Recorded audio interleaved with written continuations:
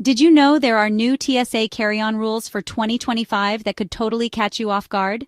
If you've ever been stuck in line at airport security, frantically rearranging your bag or tossing out items, you're going to want to hear this. Today, we're breaking down the updated TSA liquid rules, revealing surprising bans, exceptions, and even a free tool that'll make packing for TSA way easier. And it's something most people don't even know exists. Let's dive in. First, let's talk about the famous 311 rule. Even if you think you've got it down to a science, please stick with me until the end because it's one of the most misunderstood TSA guidelines. And my goal is to make sure you have all the facts. It is in your best interest to know what the TSA expects from you, or you will be frustrated at the airport. According to TSA's Instagram, yes, they have one, and it's hilarious. Over 130 million travelers left full water bottles in their carry-ons last year. That's right. 130 million people forgot this basic rule, causing delays and extra baggage checks. Don't be one of them. The first three in the 311 rule is for 3.4 ounces, or 100 milliliters. That's the maximum size for any liquid, gel, or aerosol container you bring in your carry-on. And yes, it's about the container size, not how much is inside. Got a half-full 4-ounce tube of toothpaste? Sorry, still not allowed. If it can spray, spread, pour, pump, smear, or doesn't hold its shape outside the container, TSA counts it as a liquid. Think Ziploc or a reusable travel bag. This bag has to be clear so TSA officers can easily inspect it. Here's a pro tip. Many airports provide free quart-sized bags at the start of the security line. Grab one if you're in a pinch. They're also great for storing other things during your trip, like wet swimsuits or even dirty socks. Each traveler is allowed only one liquid bag. If you've got more than can fit, you'll need to check it. But here's a hack that can help you out. If you're traveling with someone who's not using their full allowance, like a partner or kid, you can distribute your extras across their bag. This trick is a lifesaver if your skincare routine looks like a 10-step process. If your liquids bag is overstuffed or contains items that are too big, TSA will flag your bag, search it, and make you throw out anything that doesn't comply. Once you've hit security, it's too late to save those items, so pack smart to avoid heartbreak over a tossed-out bottle of expensive lotion. But here's where things get interesting. There are exceptions to the 311 rule for certain items, and knowing these can save you major hassle. Let's talk about those exceptions.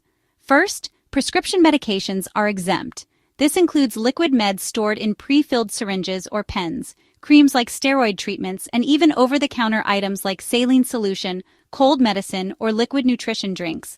Always keep prescriptions in their original labeled containers to avoid questions. Medical gels and creams like hydrocortisone or antibiotic ointments are also allowed in larger sizes. Need to bring aloe vera gel or an eczema treatment? Totally fine. Another big exception? Infant and child nourishment. Breast milk, baby formula, and even juice boxes are allowed in larger quantities. Ice packs for these items are fine too. Just make sure to declare these items at security, remove them from your bag, and place them in a bin for inspection. While the process is usually quick, plan for a few extra minutes in case it's a busy day. But some rules have changed. Remember when you could carry up to 12 ounces of hand sanitizer during the pandemic? That's over. Hand sanitizer now falls under the 3.4-ounce rule and must fit in your quart-sized bag. Even those tiny clip-on bottles? Yep, they count too. So double-check your bag before heading to the airport. One of the most confusing things about TSA rules is that they can change depending on the airport, the day, or even the hour. This unpredictability is intentional.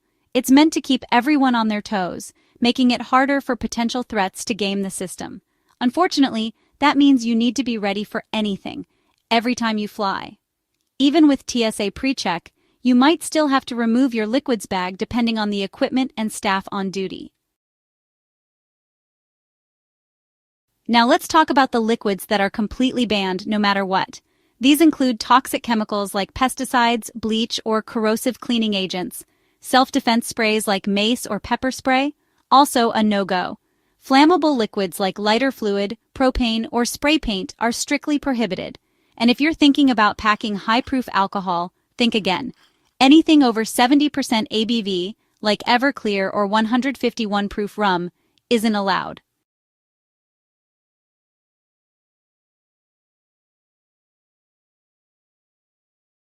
I hope you are getting enough value from this so far. Do you have any tips or experiences you can share? I would love to hear it in the comments section below. Please share with us. If you haven't already, please hit that subscribe button.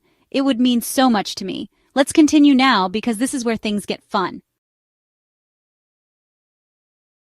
If you're ever unsure about an item, there's an amazing tool you can use. It's called AskTSA. This free service lets you send a photo or even an Amazon link of your item to an actual TSA agent, and they'll let you know if it's allowed. You can reach them via email, Twitter, or Instagram. It's a total game changer. For example, I recently asked about gel shoe inserts, which contain an unspecified amount of gel. Not all types of gel inserts are the same, so some may be allowed, but others not. Overall, gel inserts might often raise eyebrows because they contain gel, which the TSA categorizes as a liquid under their rules. This is due to the potential for gels to be used inappropriately, such as concealing prohibited substances or even posing security risks. While many gel inserts are perfectly harmless, TSA must err on the side of caution to ensure overall passenger safety. The issue comes down to how TSA screens items. Since gel is semi-solid and can't be easily determined to be safe by just a visual inspection, gel inserts could require additional testing. For efficiency, the TSA often opts to limit such items altogether. Here's the fact. TSA does allow gel inserts if they are already inside your shoes. Yes, that's the loophole. If the gel inserts are pre-installed in your footwear, you're good to go. However, loose gel inserts, whether in your carry-on or hand luggage, are subject to scrutiny because they fall under the 3.4-ounce liquid rule. If they exceed this limit, you'll likely be asked to leave them behind. If you're unsure whether your gel inserts will pass, contact TSA in advance through the AskTSA service. This ensures you have a clear answer before heading to the airport, sparing you last-minute surprises. And yes, people ask about some wild stuff.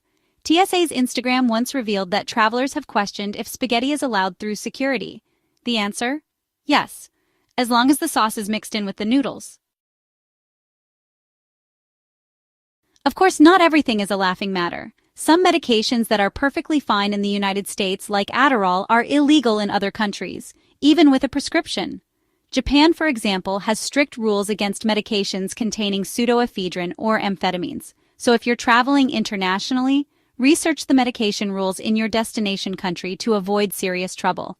But wait, there's more to navigating TSA rules than just liquids. Let's talk about some often overlooked carry-on restrictions and tips that can save you time and stress.